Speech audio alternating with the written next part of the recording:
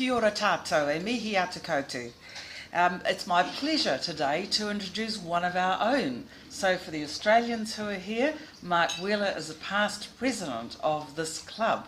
Now the other thing I can say about Mark is, look sharp everybody, because he honed his career in the military with a number of overseas postings, and he brings that experience to his current role as the General Manager for Aviation Security Services. So they're the folk, again for the Australians, that you will have seen coming through our airports and doing a vital job. But Mark is carrying another really significant responsibility at the moment, and that is heading up the initiative to celebrate Rotary's centenary, and of course the Rotary Club of Wellington here being a significant part of that. So Mark, we're looking forward to your update on that, and an opportunity for us to get really excited about and to get behind this major initiative. Mark, welcome.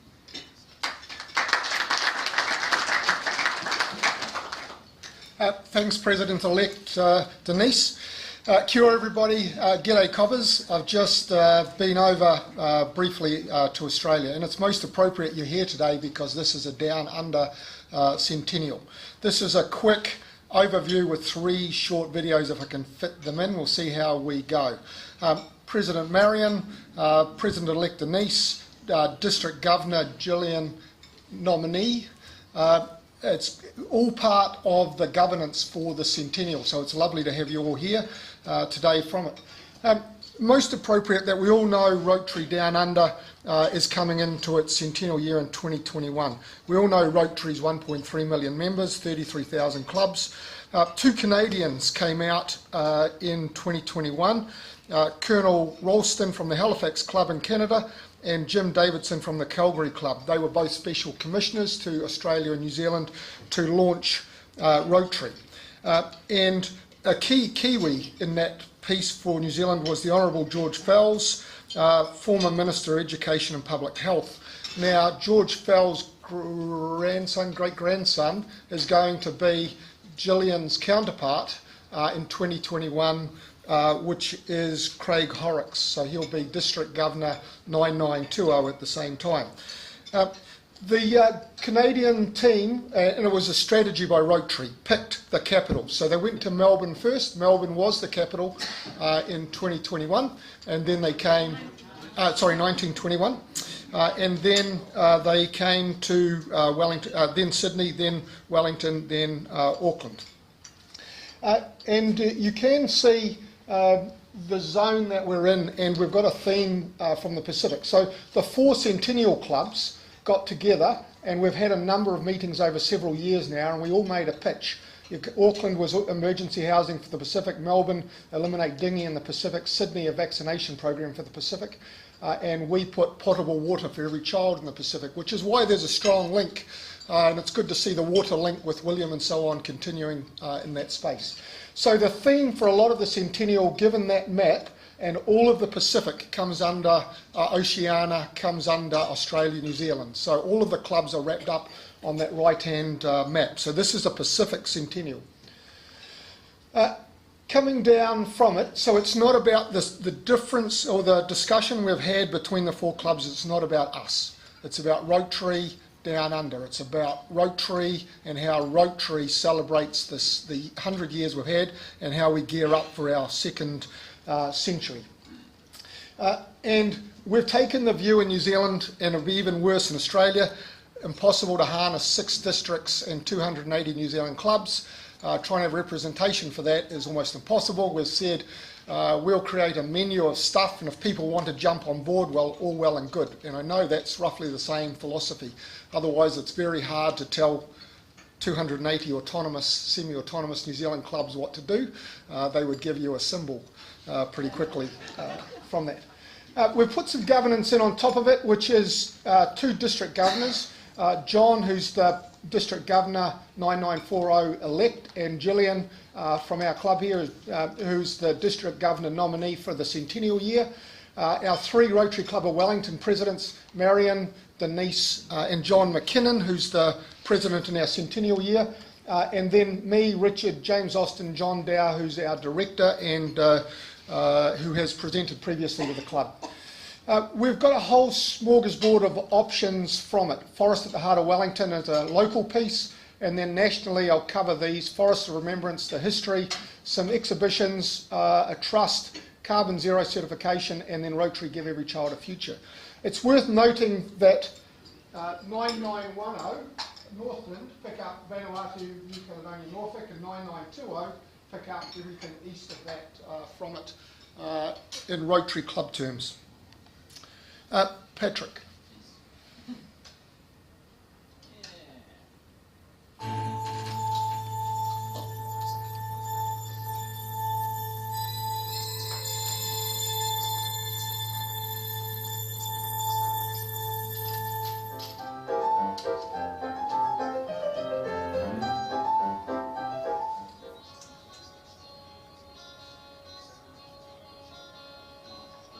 The sound is not... 2021 is Rotary's Centenary Down Under. Here's a great opportunity for all Rotary clubs in Australia and New Zealand to think about how you would like to celebrate 100 years of Rotary and become a part of our history. Start planning what sort of project you would like to do as a club or with another club to mark this very special anniversary. This is a unique opportunity to engage with your community and in so doing, bring others along on this great journey. What is your centenary project? What big ideas do you have to celebrate our centenary? And what projects will launch us into the next century of community service? You could join in with current centenary projects, such as Pacific Island children's vaccinations, and tackling eye disease in Indigenous communities. Together, let's end trachoma and give every child a future. Also, 100 schools will be invited by 100 Rotary clubs to visit the Canberra Rotary Peace Bell and to plant 100 peace poles with special messages to promote world peace. This is part of an international peace movement. Your club could be involved by sending members to deliver a keynote peace message to a school near you. Add to that a baton relay that will connect clubs linked to Rotary fund runs and raise funds for health-related projects. Internationally, Rotary is spending millions of dollars on community programs. Schools, water, health, children, economics and peace. Saving lives, making a difference. Our centenary in 2021 can help change the world. You can do any project. Start small, dream big. Local and beyond. No matter where you live in Australia and New Zealand, you can be involved. This is so important for our future. Can you inspire your fellow Rotarians today and make this milestone something special? Join in, lead the way, and make the next century special as well.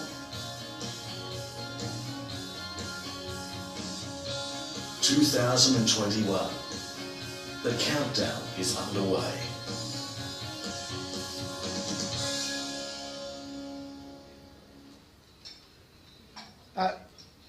The clubs have been working hard. That one is out of Melbourne, and you can slightly see just in some of the graphics, but it's still a powerful introduction for it.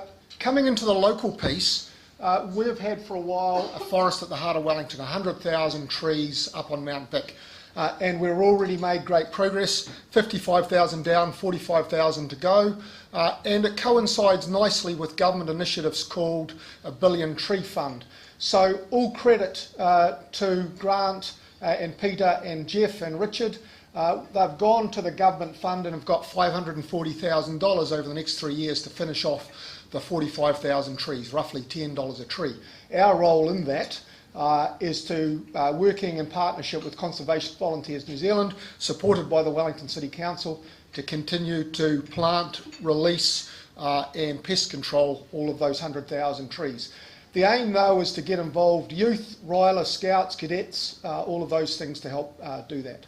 I've got on the bottom there, our Club 21 activities are yet to be finalised, and if you wish to have a role in that, let me know. We're thinking bigger now though, and we're making good progress of this. So based on the success of our club's 100,000 trees, knowing there's a billion tree fund, and knowing there's a fund called Matariki Turakau, we are aiming to put in place a Rotary Forest of Peace Trust, aiming to put in there $10 million and aiming to plant 1 million trees over the next few years. Russ Ballard said he's happy to be the chair, and we're in the process of setting up the trust and getting the funds. And the aim then is to engage communities across the country and plant trees without 280 Rotary clubs worrying about the funding. Really, if the money's there, what they have to do is then motivate the communities, motivate youth, get out and plant trees, and we think that's achievable. And it has the potential to be a long-term fund and make a difference to New Zealand. I'll get you to play the next one, please, Patrick.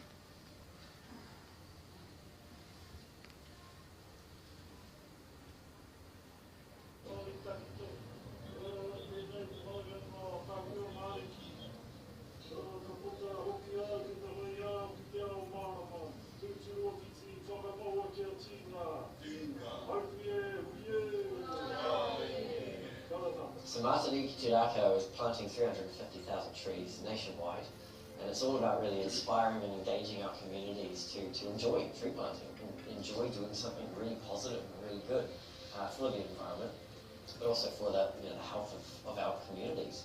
Today's also about recognising the brave men and women who have served our country and bringing together the community, young and old, working together with public servants and the guidance of the RSA. I think it is important. It's important to see so many volunteers here, people that actually care about our environment. It's a legacy, we're leaving it for those that come after us. I sort of feel like, I don't know if it's true, but like for each soldier that's passed away, we're like planting a new dead, you know? This is a part of that 1 billion trees. It's an ambitious goal. I think anyone would be happy to agree. A big part in how you achieve 1 billion trees is getting people enjoying planting trees. 10,000 at a time, 1,000 at a time, or even just 10 at a time. Loving it. Getting our hands dirty.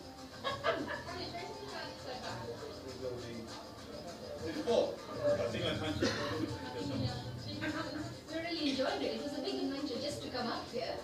The kids are having a blast. Got to have something to walk in the bush. Probably keeps me alive. I would expect a big forest of trees, and I would feel really proud that we were part of it. You may be there for that one day, or the weekend in this case, planting the trees, but in 10 years' time, there's going to be this fantastic canopy of kakatea here, and all the birds that come with that. And in 20 years' time, 30 years' time, my children, my children's children will be able to come here, and there'll be this amazing forest, and they'll be able to hopefully recognise what was done. All day, really good. It's basically the first time I'm actually planting trees, so that's why I like it. How about you? The same. I get to experience what this is all about. One day, they'll be adults. And then you're going to have to come back in 50 years to see it grow. So we might not be here in 50 years, but they'll see it. Now, why I've showed that is that we have got a partnership with the RSA, locally and nationally, for RSL's equivalent in Australia. The RSA is struggling to do their 350,000 as part of that, so we have said let's have a partnership with that. So there's 181 RSA clubs and 100,000 RSA members. We're taking a coordination role to be able to pull all of that together, put that $10 million. And we're aiming higher than just all of the remembrance stuff. It's also to look at, as I say, 1 million trees over a decade with 10 million in the bank is achievable in our view.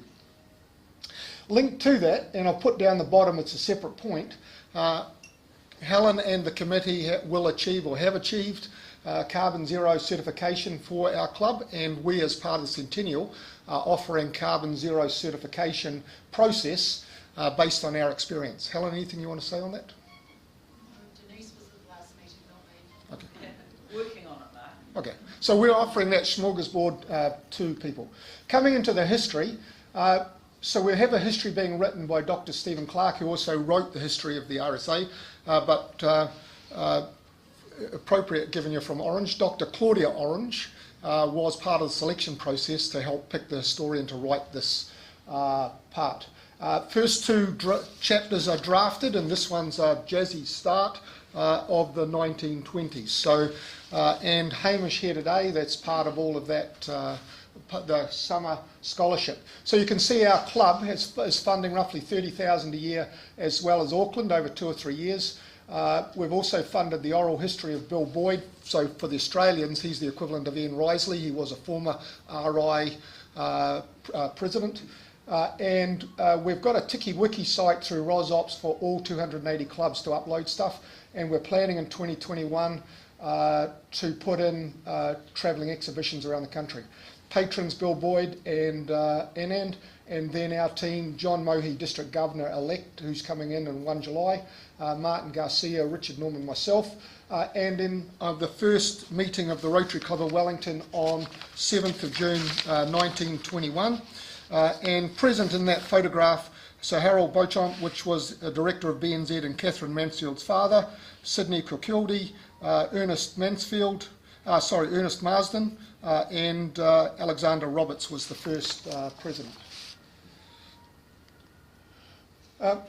This one, please. It's a minute.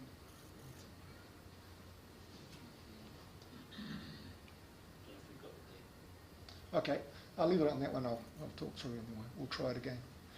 The flagship one, and that's the video clip by Ian and Juliet Risley, is the one we're just trying to play. Basically, it's launching Rotary Give Every Child a Future, the Centennial flagship project.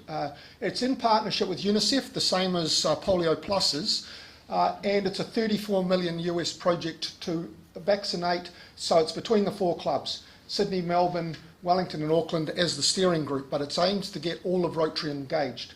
100,000 minimum of 100,000 children with 3 vaccines in 9 Pacific countries over the next 3 years.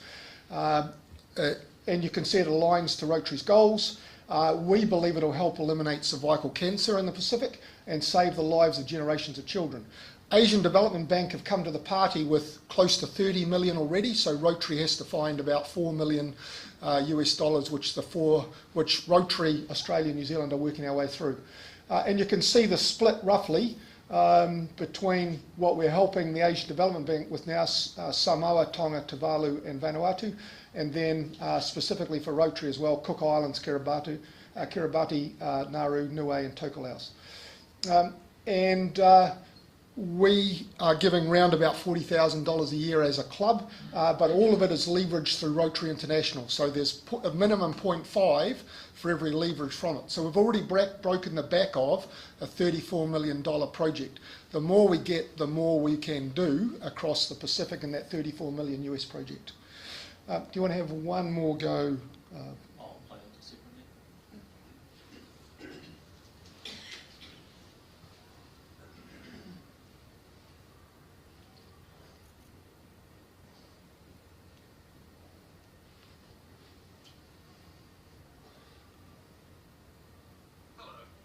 Ian Risley, Rotary International President for 2017-18.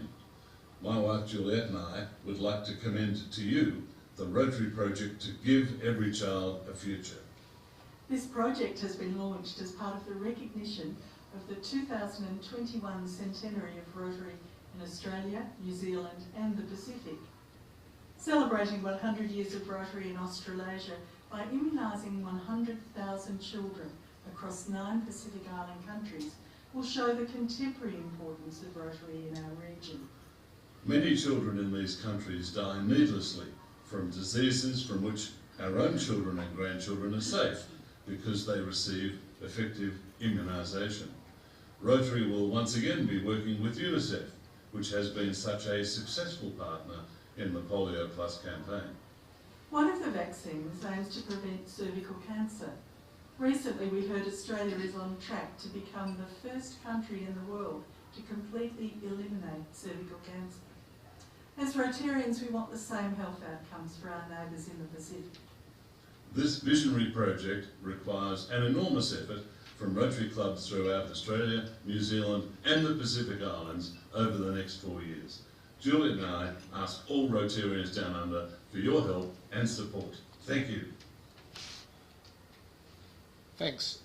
Last couple of slides, President Marion, then I'm on my last slide or two, I promise.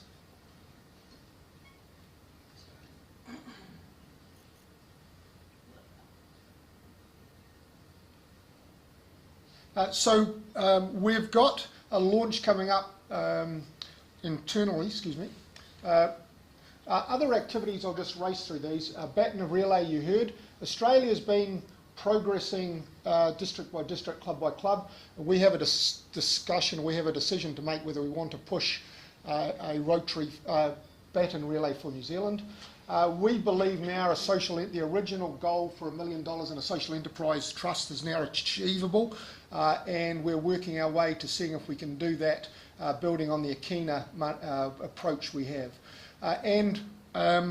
We have negotiated with Bunnings a free fundraiser across Bunnings, Australia and New Zealand for all Bunnings facilities to give us a multi-year barbecue from all of their sites, and that's probably worth $300,000 or $400,000 a year in doing so. I'll skip over this because we have been declined in one of our applications, but we have also been successful in the way ahead, which is this weekend we're launching to South Pacific Pets in Auckland to the next 280 incoming presidents. Then on the Monday we're talking to the incoming district governors-elect from it. Then on the 15th of March we're hosting the 4 steering groups. And now Government House have confirmed they're happy to host the launch for Rotary Centennial Down Under. We're just negotiating the date. Likely 250 people for 2 hours with our date just working our way through, and then we'll invite a whole range of people. So Government House are happy to do the public launch for this. I'm just finishing. We need your support. Are we on the right track? Can you help? And one of our weaknesses is fundraising, so if you've got brilliant ideas, please do let me know. And then if you want to commit dollars to Rotary Give Every Child a Future, or you want to pre-order a history, please, all of those things are possible. At that point, Marianne, thanks very much.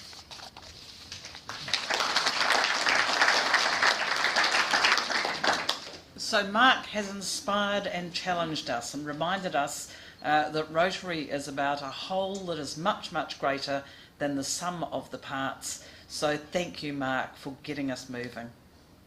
Join me in thanking you.